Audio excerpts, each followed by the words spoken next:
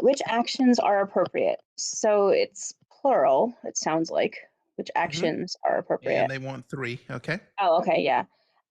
So select correct choices. It's a two-part, two-step.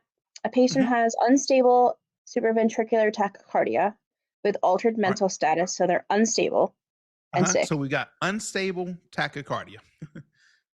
Yes. Let's get it down to that. I mean, yes, they call this one SVT, right? Hmm. But what we need to know is we call it unstable tachycardia, and this altered mental status, chest discomfort, hypotension, that just definitely All points points to to unstable. unstable. These are just symptoms. So what do we do for symptomatic unstable tachycardia? That's how we would approach this. It's usually synchronized cardioversion. Okay, so boom, that Okay. has cardioversion in it. And then what Okay. else are we going to do? They want 3 things. Okay, so start at F. Okay. Delay treatment until a full medication history is obtained. Well, that's pointless, but we don't delay anyway. Begin transcutaneous pacing. That's wrong because we're not bradycardic, we're supraventricular, we're tachycardic. Okay. Repeat adenosine several times before treating instability. No, because they are already unstable, so you're going to treat it now. Right. And we don't repeat adenosine several times. We only repeat it Twice. once. But well, we only repeat it once. And We then we give keep it on and med then repeat it. control.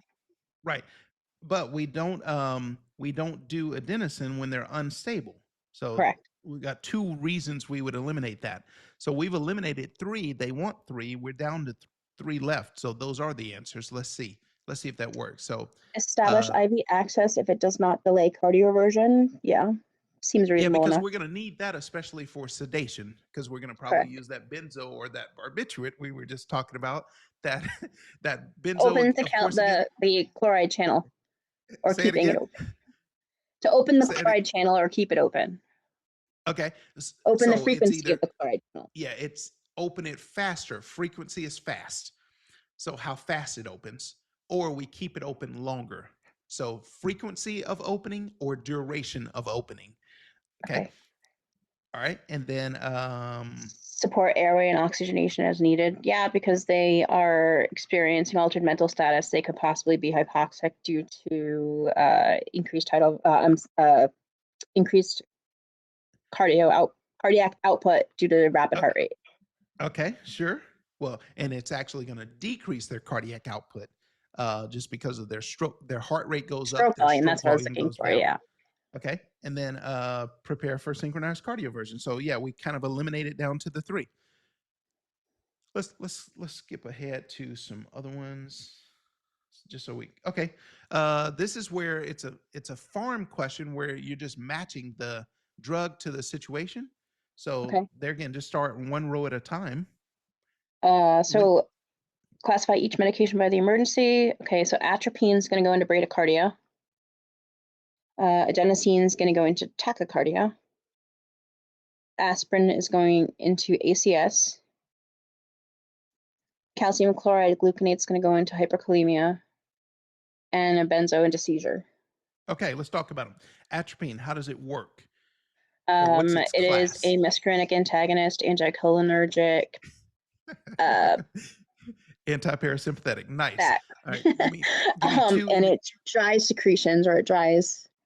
Okay, that's the muscarinic antagonist part where it's going to dry secretions. What's a situation where we have secretions where we need to use atropine? Is going to be organophosphate. Organophosphate. Okay, so in organophosphate poisoning, we're going to use atropine plus what? 2-PAM. 2-PAM. 2-PAM is also known as Don't know. pralidoxine. I'll show it to you. It's pralidoxine. But anyway, okay, so that's atropine. How does adenosine work again? It's one of our Um, ABCs that do what? it slows down the AV nodal conduction Slows down and AV slows nodal down the heart conduction, rate. and that's kind of how you're looking for it. Okay, aspirin. How does it work? Irreversibly binds to COX-1 and COX-2, and that is Love a it. for us, it's an antiplatelet aggregator.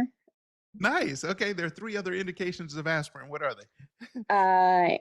Antipyretic. You need to be the model. You're the model student. I need you on all the videos. I'm trying. You're doing great. Antipyretic, anti-inflammatory, and Analgesic for pain pain. management. Nice. Very nice. Okay. Calcium chloride, calcium gluconate. How does it work? Stabilizes the cell membrane. Okay, and we're gonna stabilize that cell membrane in the setting of hyperkalemia. It's one of the first things that you're going to give, especially if you suspect hyperkalemia or you have changes in your EKG. Now, what are the changes in the EKG associated with hyperkalemia? Peak T waves, Okay. prolonged QRS duration, and a Increased PR interval. PR interval.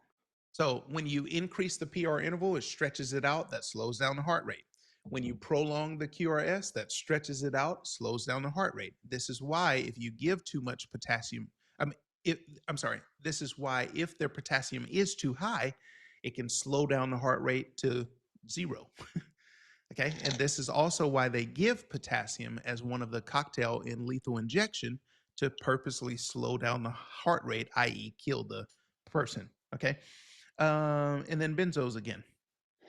That increases the chloride channel opening. Okay. Both of them deal with the channel opening. It's just, do you open it quickly or do you Quickly. keep it open longer? So the two words are going to be frequency and duration. And duration.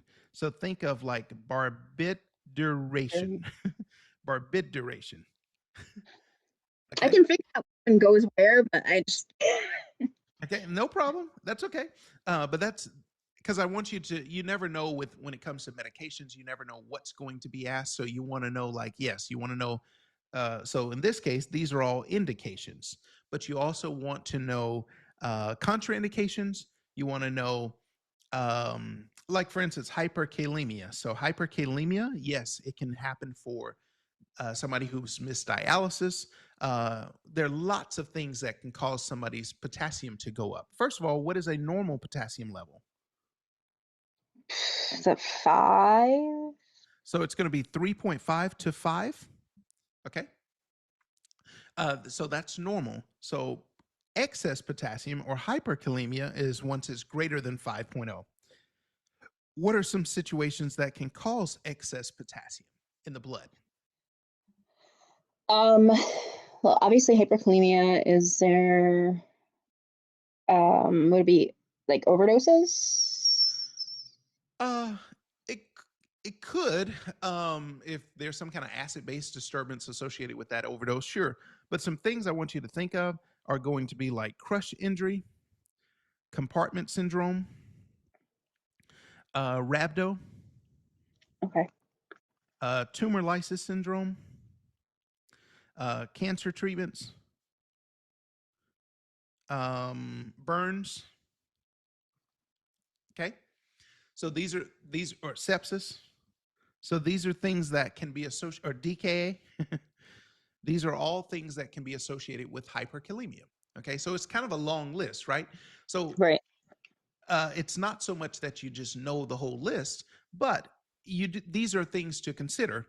Where else does this have implications? It comes to airway management. So there's a certain paralytic that you would not want to give if this patient has hyperkalemia. So if they have burn, sepsis, DK, all right, that's going to be succinylcholine. Succinylcholine, how does it work?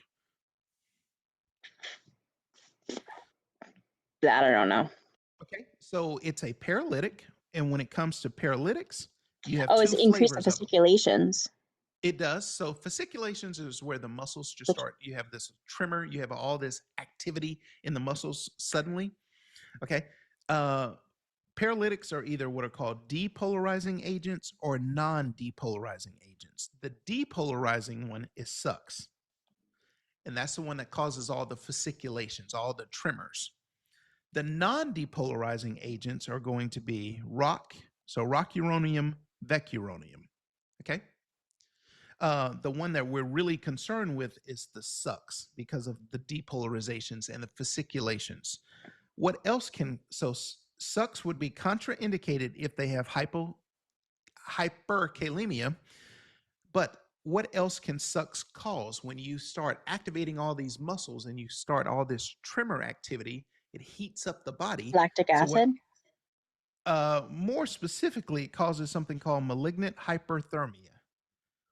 This is where your body temperature gets dangerously hot and can kind of send you into a heat stroke. So there's an antidote that we have, and this is why sucks gets tested sometimes, is because of the antidote.